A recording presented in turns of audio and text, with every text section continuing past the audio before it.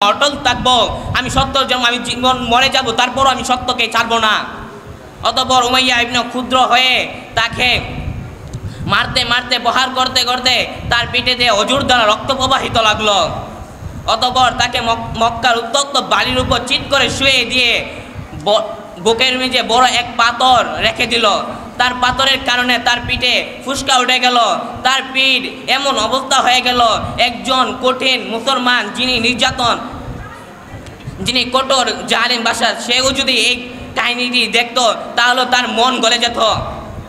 অতঃপর আবার বলল, হে বেলাল, তুমি ইসলাম ধর্ম প্রত্যাখ্যান করো। তখন বলল, না, আমি ইসলাম ধর্ম প্রত্যাখ্যান করব না। অতঃপর তাকে গলায় রশি বেঁধে মক্কার দুষ্ট কাফেরদের হাতে তুলে দিলেন। মক্কার দুষ্ট কাফেররা তাকে মক্কার অলিগুলিতে টেনে হেঁচড়ে হেঁচড়ে তাকে নিতে লাগলেন, আর তার পিঠেতে অজুর দ্বারা রক্ত প্রবাহিত লাগলেন। একটু পরে পরে তিনি বলেন, আহাদ আহাদ আহাদ আহাদ আহাদ আহাদ, আল্লাহ এক, আল্লাহ এক, আল্লাহ ছাড়া কোনো মাহবুদ নেই। আজকের বর্তমান জমানায় যদি একজন মুসলমানকে যদি পিঠে দিয়ে একজন ছড়ি মারে, অতঃপর সে বলবো আমি ইসলাম ধর্ম ত্যাগ করে পারবো। আর যদি আমরা তাদেরকে দেখি তারা এত কষ্ট এত নির্যাতনের পরেও তারা ইসলাম ধর্ম ত্যাগ করেনি। তিনি বুঝিয়ে দিয়ে গেছেন বিশ্বের মুসলমানকে, আমার রং যদি হয় কালো, তবুও আল্লাহ তাআলার কাছে আমার রং আসল কথা নাই, আমার তাকওয়া আসল কথা। আমার ঈমান এবং তাকওয়া মূল হলো আল্লাহর কাছে। আল্লাহ তোমার রং দেখবে না, আল্লাহ তোমার শরীর কেমন, তোমার মুখ কেমন, এটা দেখবে না, দেখবে তোমার তাকওয়া। তোমার তাকওয়া যদি ঠিক থাকে, আল্লাহ তাআলা দরবারে তুমি কখনো আটকাবে না, তুমি হবে জান্নাতি, তুমি হবে জান্নাতি। এই বলে আমার সংক্ষিপ্ত আলোচনা শেষ করছি। ওমা তৌফিক ইল্লা বিল্লাহ। আসসালামু আলাইকুম।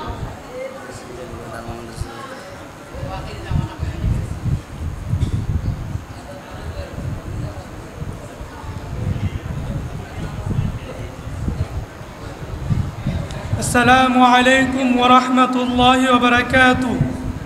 نحمده ونصلي على رسوله الكريم. أما بعد فأعوذ بالله من الشيطان الرجيم. بسم الله الرحمن الرحيم. أذن للذين يقاتلون بأنهم ظلموا وإن الله على نصرهم لقدير. عن أبي هريرة رضي الله تعالى عنه قال قال رسول الله صلى الله عليه وسلم الجهاد ماد إلى يوم القيامة أو كما قال عليه الصلاة والسلام. অধ্যক্ষার এই বক্তৃতা অনুষ্ঠানের সম্মানিত সভাপতি, অভিজ্ঞ বিচারক মণ্ডলী ও সুদক্ষ পরিচালক এবং আমার সামনে উপবিষ্ট ভাইয়েরা, নির্ধারিত আলোচ্য বিষয় হলো জিহাদ সম্পর্কে। আর জিহাদ কাকে বলা হয়? জিহাদ শব্দের অর্থ হলো চেষ্টা, মুজাহাদা।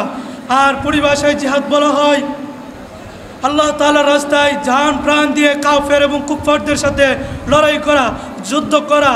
আর জিহাদের ফজিলত সম্পর্কে আল্লাহ তাআলা কোরআনের মধ্যে বলেছেন, নিশ্চয় মুমিনদের জান এবং সম্পদের বিনিময়ে, জান এবং মাল আমি ক্রয় করে নিয়েছি জান্নাতের বিনিময়ে।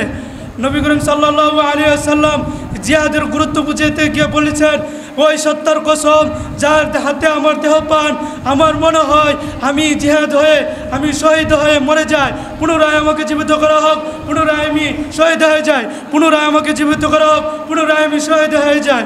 প্রিয় উপস্থিতি, নবী করিম সাল্লাল্লাহু আলাইহি ওয়াসাল্লাম জিহাদের ভয়াবহতা সম্পর্কে বলেছেন। নবী করিম সাল্লাল্লাহু আলাইহি ওয়াসাল্লাম বলেন, কেউ যদি এমন অবস্থায় মৃত্যুবরণ করলো, সে এমন অবস্থায় যে জিহাদ করলো না এবং অন্যকে জিহাদের কথা বললো না, সে যেন নেফাকি অবস্থায় মৃত্যুবরণ করলো। আইয়ুহাল মুসলিমুন, প্রিয় মুসলমান ভাইয়েরা, আজ আমাদের মুসলমান মা বোন নির্যাতিত, আমার মুসলমান ভাই নির্যাতিত, অন্যায়হীন, তাদের কোনো অন্যায় নাই, তাদের উপর নির্যাতন করা হচ্ছে। পৃথিবী নামক এক জায়গায় পূর্ব থেকে পশ্চিম, উত্তর থেকে দক্ষিণ, যে প্রান্তের মধ্যে মুসলমান বাস করছে, ঠিক ততরূপ সেই মুসলমানদের উপর নির্যাতন করা হচ্ছে। কথা সত্য, কোনো না কোনো নির্যাতনের খবর আমাদের কাছে মর্মে আসে, আবার কোনো না কোনো খবর আমাদের কাছে আসছে না। মুসলমান নির্যাতিত হচ্ছে, ছেলের সামনে সন্তানের সামনে বাবাকে হত্যা করা হচ্ছে, বাবার সামনে সন্তানকে হত্যা করা হচ্ছে, ছোট ছোট শিশুদেরকে বুলেটের আঘাতে তাদের জানকে জাজরার করে দিচ্ছে, তাদের ঘর থেকে তাদেরকে তাড়িত করাচ্ছে, তাদের ঘর থেকে তাদেরকে বের করে দেওয়া হচ্ছে, তাদের ঘরগুলোকে পুরো চারকার করে দেওয়া হচ্ছে। প্রিয় মুসলমান, এই পরিস্থিতি আমাদের উচিত আমরা জিহাদে অগ্রসর হওয়া, জিহাদকে আঁকড়ে ধরা। নবী করিম সাল্লাল্লাহু আলাইহি ওয়াসাল্লাম বলেছেন, আল জিহাদু মাউতিন ইলা ইয়াউমিল কিয়ামা, তোমরা জিহাদকে কিয়ামত পর্যন্ত পর্যন্ত আঁকড়ে ধরো। প্রিয় উপস্থিতি, নবীজির কথাকে আমরা বাস্তবায়ন করতে হবে। আল্লাহ তাআলা বলেছেন, ওই সমস্ত লোকদেরকে আমি জিহাদের অনুমতি দিয়েছি যাদের উপর জুলুম করা হয়েছে, তাদেরকে আমি জিহাদের অনুমতি দিয়েছি, তোমরা জিহাদ করো। আর আল্লাহ তাআলার সাহায্য তাদের জন্য যথেষ্ট। প্রিয় উপস্থিতি, আল্লাহ তাআলা আমাদেরকে অনুমতি দিয়েছেন, নবী করিম সাল্লাল্লাহু আলাইহি সাল্লামের কথা বাস্তবায়িত করতে হবে। আমরা সবাই জিহাদ করতে হবে, জিহাদ অগ্রসর হতে হবে। আল্লাহ তাআলার কাছে সর্বদাই এই দোয়া করবো, আল্লাহুম্মা রযুকনা শাহাদাতান ফি সাবিলিক, আল্লাহুম্মা রযুকনা শাহাদাতান ফি সাবিলিক। সর্বদাই আল্লাহ তাআলার কাছে দোয়া করবো, আল্লাহ তাআলা যেন আমাদেরকে মুজাহিদ হিসেবে কবুল করে নেয়, আমাদেরকে যেন ওনার রাস্তায় নিজের জান বিলিয়ে দিতে পারি, সেই তৌফিক দেয়। এই বলে আমার সংক্ষিপ্ত বক্তৃতা শেষ করলাম। ওয়া আখিরু দাওয়ানা আলহামদুলিল্লাহি রাব্বিল আলামিন। আসসালামু আলাইকুম ওয়া রাহমাতুল্লাহি। এই পর্যায়ে 13তম প্রতিযোগী হিসাবে বক্তৃতা প্রতিযোগী মঞ্চে আসছেন মোহাম্মদ মুবাশির, মুরাকরি মাদ্রাসা। উপস্থিত থাকবে মোহাম্মদ তুফাজ্জল, মুরাকরি মাদ্রাসা।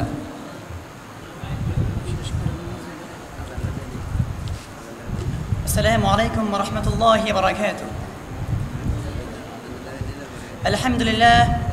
الحمد لله الذي أمر بالعدل والإحسان ونهى عن الظلم والطغيان، والصلاة على النبي الذي خلق مبرأ من كل عيب وعلى آله وأصحابه أجمعين. أما بعد، فأعوذ بالله من الشيطان الرجيم. بسم الله الرحمن الرحيم. لتجدن أشد الناس عداوة للذين آمنوا اليهود والذين أشركوا. وقال الله تعالى في آية أخرى، أوكلما عاهدوا عهدا نبذه فريق منهم. وعن أبي هريرة رضي الله عنه قال قال رسول الله صلى الله عليه وسلم، ما يجيد الشهيد من مس القتل إلا كما يجيد أحدكم من مس القرصة. فيا صاحب الفضيلة ورئيس هذه الحفلة المباركة وضيوفنا الكرام وأساتذتي الأعزاء وإخواني البررة، أحييكم أجمل التحيات وأهنيكم تهنئة مباركة بالبردة الحمراء. الآن أريد أن ألقي عليكم كلمة وجيزة حول القضية الفلسطينية مستعينا بالله وهو ولي التوفيق. أيها الشبان المسلمون، إنكم تعلمون لقد ابتلي أهل فلسطين وخصوصا في غزة بأبشع أنواع الظلم والعدوان. قتل الأطفال والنساء، وشردت العائلات، ودمرت البيوت، وحوصرت المدن، وتقطعت بهم السبل، حتى إنه لا يقول شيئا عن هذا الدمار حكماء العرب والعجم. فاعلموا أيها العرب إن سكوت حكامكم عن المسلمين في غزة هي خيانة لدينهم، ولكننا والله نعلم يقينا أن هذا الظلم سينقضي بإذن الله عز وجل بالجهاد في سبيل الله. إن جهادنا في سبيل الله هو الطريق لإجلاء هذا الظلم. لا ريب أن جهاد المؤمنين في فلسطين وغيرها سيكون نورا يحتم ظلم المؤامرين ظل الإسلام والمسلمين بإذن الله. ألا إن نصر الله قريب. أيها الحاضرون الكرام، فلسطين ليست قضية قوم أو وطن، بل هي أمانة في عنق كل مسلم. إن الدفاع عن الأقصى فلسطين واجب شرعي على كل مسلم، لا يختص بشعب ولا وطن، بل هو واجب الأمة كلها. ومن خذله فقد خذل الإسلام، ومن نصره فقد نصر الدين. قال النبي صلى الله عليه وسلم، من رأى منكم منكرا فليغيره بيده، فإن لم يستطع بلسانه، فإن لم يستطع بقلبه، وذلك أضعف الإيمان. رواه مسلم. أيها الشبان المسلمون، فكونوا جنود الحق ورجال الجهاد. أيها السامعون الكرام، قد وصلت إلى نهاية الخطبة لضيق الوقت. شكرا لكم وإلى اللقاء. السلام عليكم ورحمة الله وبركاته. মাশাআল্লাহ, অসংখ্য শুকরিয়া চমৎকার বক্তৃতা পেশ করার জন্য মোহাম্মদ মুবাশিরকে। এই পর্যায়ে আমাদের এখন আজান হবে।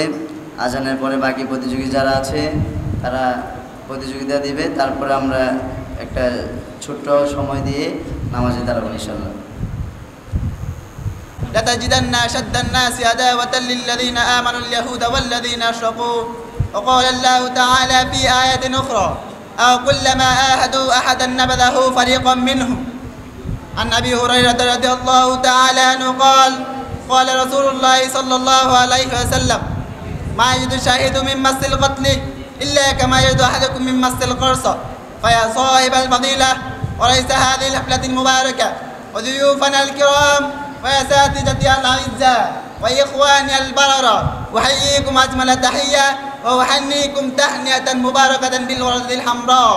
الآن أريد أن ألقي عليكم كلمة وجيزة حول القضية الفلسطينية مستعينا بالله وهو ولي التوفيق.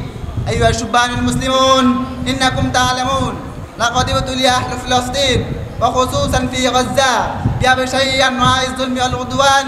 قتل الأطفال والنساء وشردت الأعلاد ودمرت البيوت وحوصرت المدن وتقطعت بهم السبل، حتى إنه لا يكون شيئا عن هذا الدمار كما هو العربي والأعظم من المسلمين كأنهم أعمى وأصم وأبكم. فاعلموا أيها العرب إن سقوط حكام المسلمين في غزة هو خيانة لدينهم. أيها الحاضرون الكرام، فلسطين ليست قضية قوم وطن، بل هي أمانة في عنق كل مسلم. إن الدفاع عن الأقصى وفلسطين واجب شرعي على كل مسلم.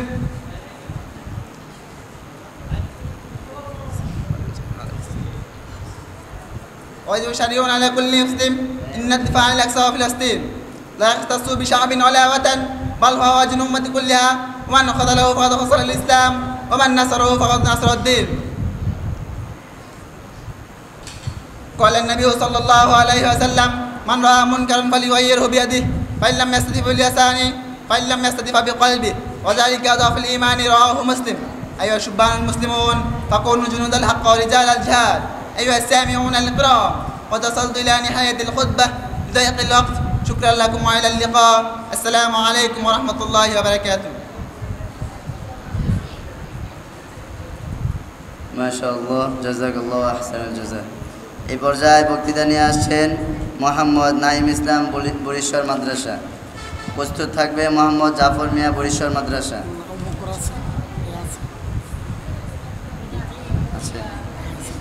প্রস্তুত থাকবে মোহাম্মদ আবু বকর, দারমা মাদ্রাসা।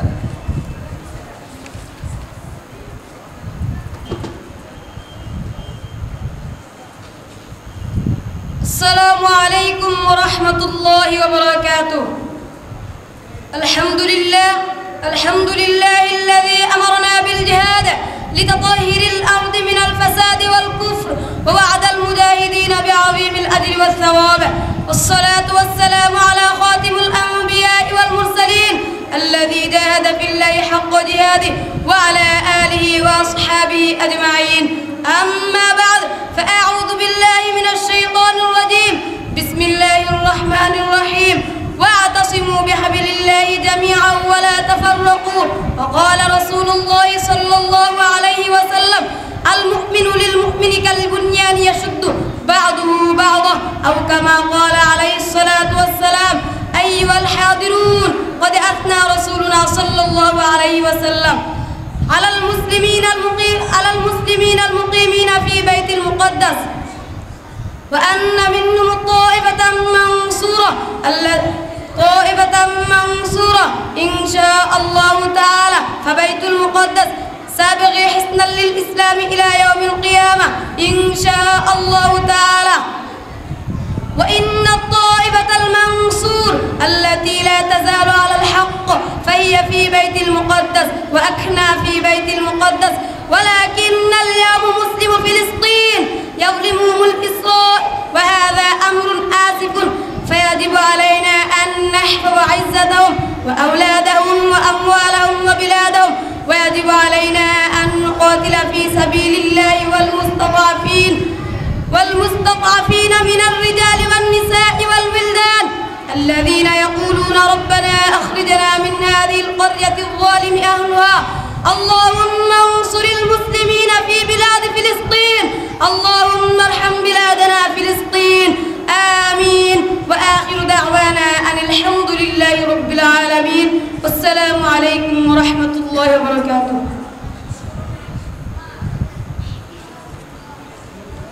এ পর্যায়ে 17তম প্রতিযোগী হিসেবে মঞ্চে আসছেন মোহাম্মদ হৃদয় হাসান, বরিশ্বর মাদ্রাসা। 18তম প্রতিযোগী হিসেবে প্রস্তুত থাকবেন মোহাম্মদ জাফর মিয়া, বরিশ্বর মাদ্রাসা।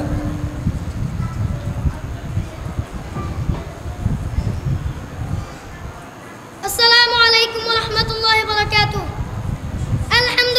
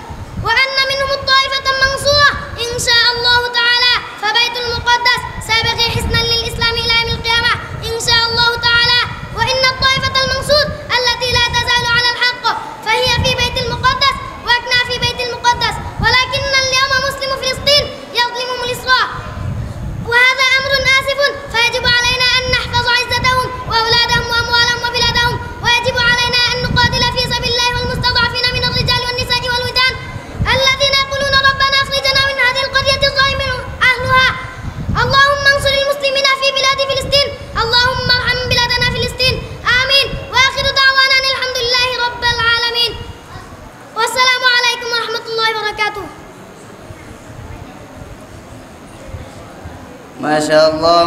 এই পর্যায়ে মঞ্চে আসছেন মোহাম্মদ জাফর মিয়া, প্রস্তুত থাকবেন মোহাম্মদ নূর আলী, বুড়িশ্বর মাদ্রাসা।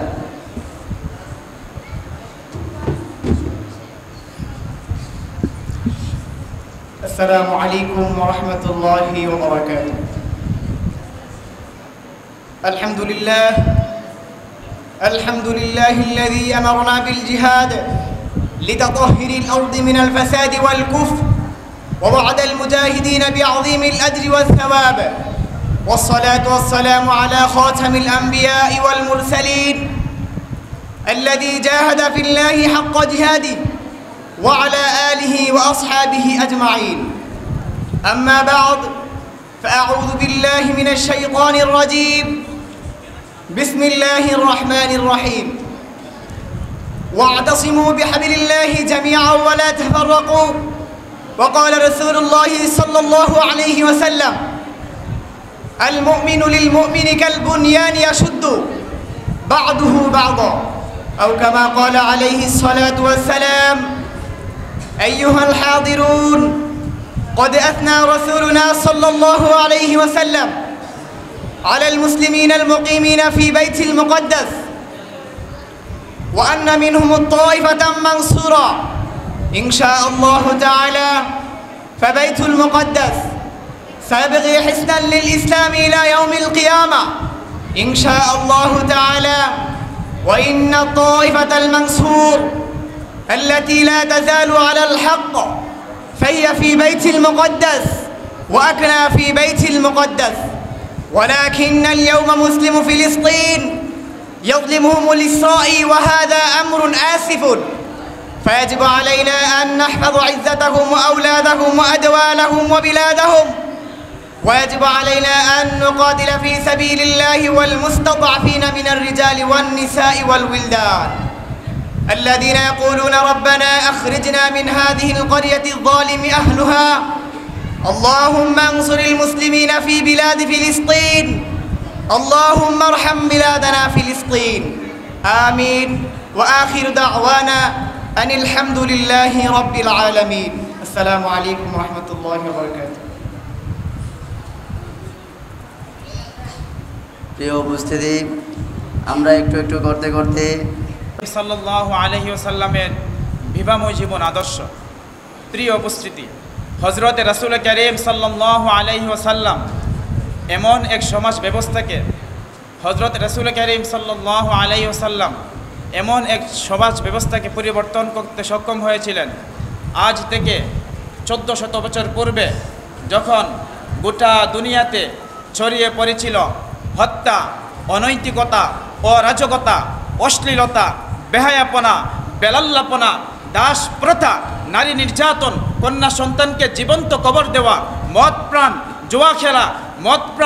জুয়া খেলা, ইন্দ্র পূজা, গোত্রভীতি, গোত্র সংঘাত, সন্ত্রাস, লুটতরাস তথা সর্বপ্রকার নির্লজ্জতা আর অশান্তির চরমে উপনীত, যাকে আমরা চরম বর্বরতার যুগ বলে জানি। যার করুণ দৃশ্য স্মৃতির মণিকুটায় ভেসে উঠলে আজও তনমন স্পন্দিত হয় তীব্রভাবে। মনুষ্যত্ব বিবর্জিত, অধপতিত জাতির পাশবিক গ্লানিকর কর্মকাণ্ড তখন অভিশপ্ত ইবলিসকেও হার মানিয়েছিল।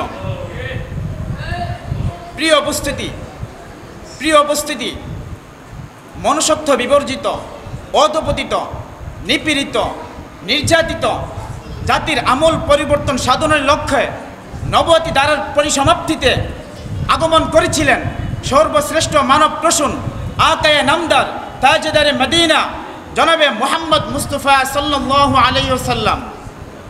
হযরত রাসূল কারীম সাল্লাল্লাহু আলাইহি ওয়াসাল্লাম মাত্র 23 বছরে একটি বর্বর, নির্যাতিত, নিগৃহীত, নিপীড়িত, নির্যাতিত জাতিকে সত্য, সভ্যতা এবং শান্তির সর্বোচ্চ শিখরে তিনি পৌঁছে দিয়েছিলেন। প্রিয় উপস্থিতি, কোন সেই অলৌকিক শক্তি, কোন সেই জীবনকাঠি, যেই অলৌকিক শক্তির বলে, যেই জীবনকাঠি জাদু স্পর্শে এমন অসাধ্যকে তিনি সাধন করেছিলেন? হ্যাঁ, সেই অলৌকিক শক্তির নাম, সেই জীবনকাঠির নাম মহাগ্রন্থ আল কুরআন ও সুন্নতে রাসূল সাল্লাল্লাহু আলাইহি ওয়াসাল্লাম। হযরত রাসূল কারীম সাল্লাল্লাহু আলাইহি ওয়াসাল্লাম ইরশাদ ফরমায়াছেন, তারাকতু ফীকুম আমরাইন লান তাদিল্লু মা তামাসসাকতুম বিহিমা কিতাবাল্লাহি ওয়া সুন্নাতা রাসূলি। যতদিন পর্যন্ত তোমরা পবিত্র কুরআন এবং সুন্নাহকে আঁকড়ে ধরবে, ততদিন পর্যন্ত পৃথিবীর কোনো পরাশক্তি, পৃথিবীর কোনো সুপার পাওয়ার তোমাদেরকে পরাজিত করতে পারবে না, তোমাদেরকে অবদমিত করতে পারবে না।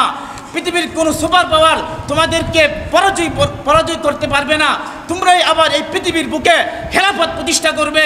তোমাদের বয়ে সকল কুফফারদের শক্তি তোমাদের প্রতিফলিত হবে। তোমরাই আবার আমেরিকার হোয়াইট হাউসের ওয়াশিংটনে কালিমার পতাকা উড়াবে। তোমরাই আবার রাশিয়ার মস্কোর রাজপথে কোরআনের জাগরণ তুলবে। তোমরাই আবার চাইনার পিনিংয়ে আল্লাহু আকবারের ধ্বনিতে তরথর করে চাইনার পিনিংয়ের মধ্যে তোমরা কোরআনের জাগরণ তুলবে। তোমরাই আবার দিল্লির লাল কেল্লায় কালিমার পতাকা উড়াবে।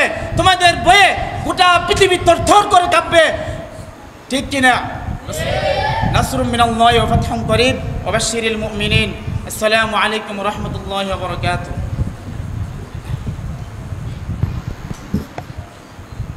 এই পর্যায়ে সর্বশেষ প্রতিযোগী হিসেবে মঞ্চে আসছেন মোহাম্মদ নাহিদুল ইসলাম, মস্তন্দপুর মাদ্রাসা।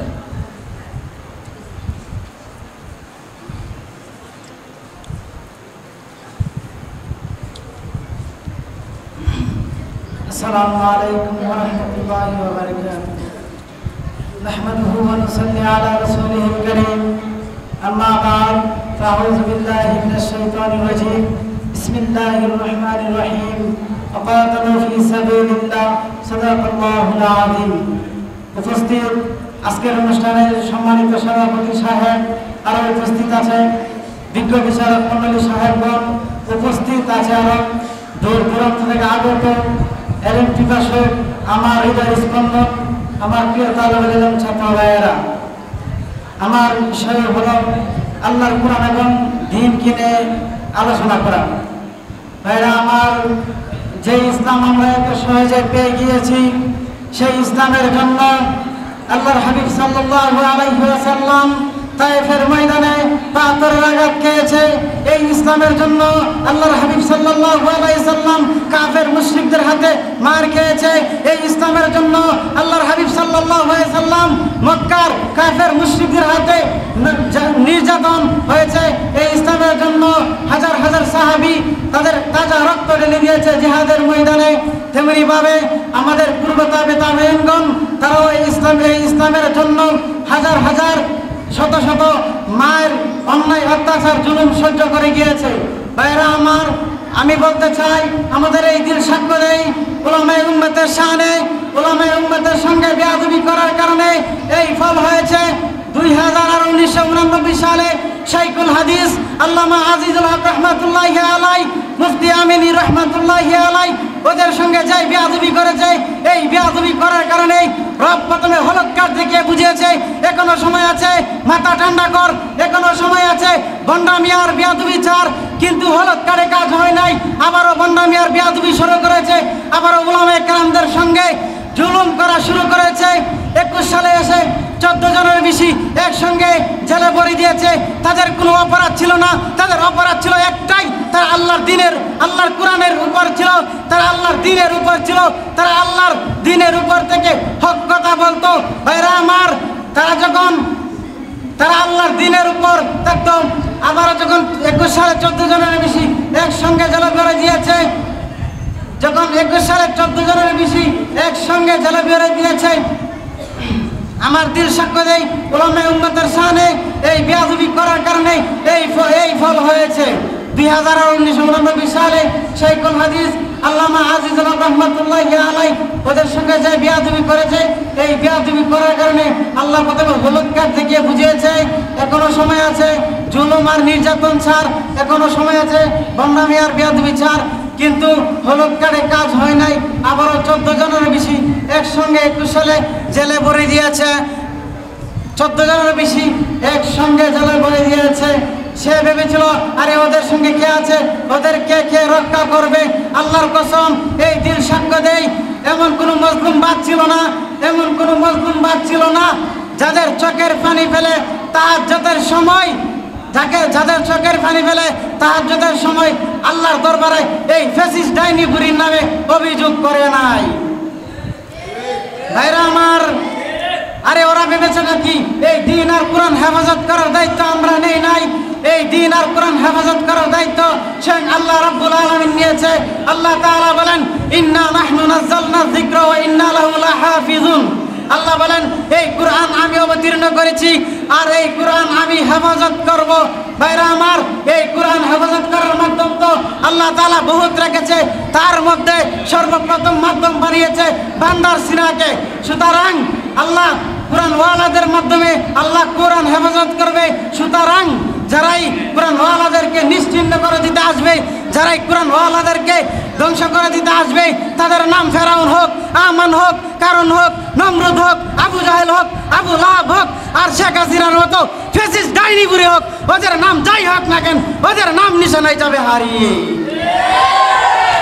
ভাইরা আমার, পরিশেষে একটা কথা বলতে চাই, যদি আবারও আল্লাহর কোরআনের আইনের ইজ্জতের জন্য শাপলা চত্বরে যেতে হয়, যদি আবারও আল্লাহর কোরআন রক্ষার জন্য শাপলা চত্বরে যেতে হয়, তাহলে আমরা প্রস্তুত আছি, রক্ত দিব, জীবন দিব, তারপর আল্লাহর জমিনে আল্লাহর দিন কায়েম করব ইনশাআল্লাহ। নাসরুম মিনাল্লাহি ওয়া ফাতহুন কারীম ওয়া বাশশিরিল মুমিনিন।